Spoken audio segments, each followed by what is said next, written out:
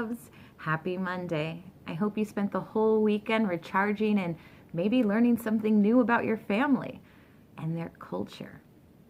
Culture is a big word. Lots of different things are involved in culture. For instance, language, how we communicate with one another.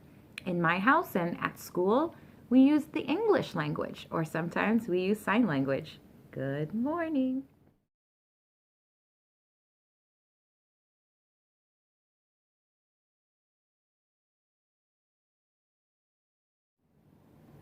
My mom grew up in Puerto Rico, so she grew up speaking Spanish with her family. What language do you speak at home? Food is also another big part of culture. In America, for instance, the type of fruit that we eat, we love to enjoy apples, bananas, strawberries, oranges, grapes. What kind of fruit do you like to eat? In Ireland, the country we're studying this month, they like to eat apples and bananas too, but they also grow things like gooseberries and lingonberries. I've never had one of those before. Have you? In Africa, the continent we're studying this year, they like to eat tropical fruit too, fruit that grows in really hot places. Pineapples, mangoes, papaya. They also love jackfruit. The story we're reading today comes from South Africa. The main character's name is Lonwabo. Him and his family have a garden, and I'd love for you to learn about their culture too. So let's read Lonwabo's recipes.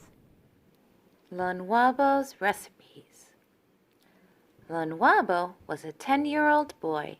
He lived with his mother and his grandmother. Lonwabo's grandmother had the most beautiful and rich vegetable garden.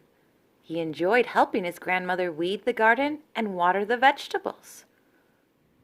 He had to fetch water from the river. He was not a lazy boy. He would walk down the hill and up again. He would pass his friends playing soccer, and they would laugh out loud and say to him, "Lonwabo, why do you do that? That's a girl's job. We would never do that." Doves, what do you think about that?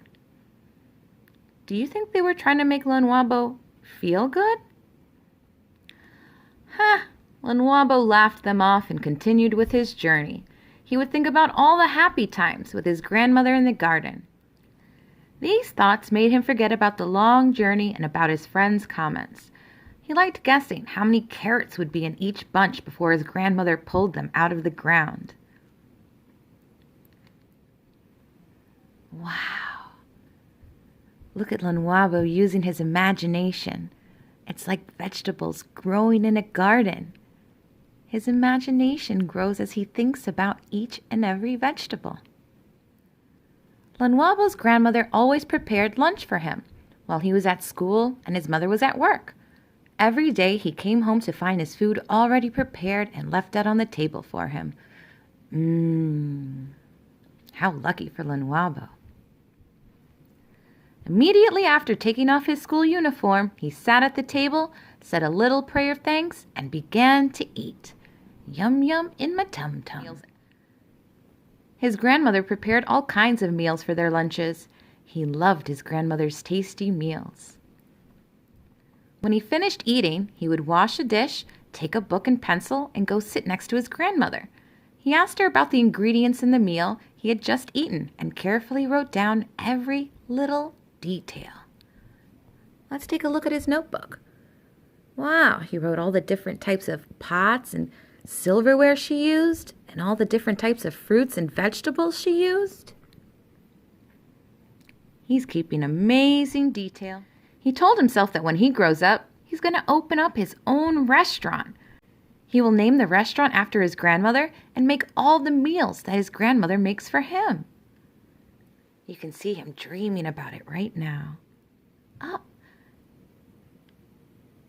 there's his dream to open up a restaurant. And then there's going to have all his recipes. That's why the story's called Lonwabo's Recipes. The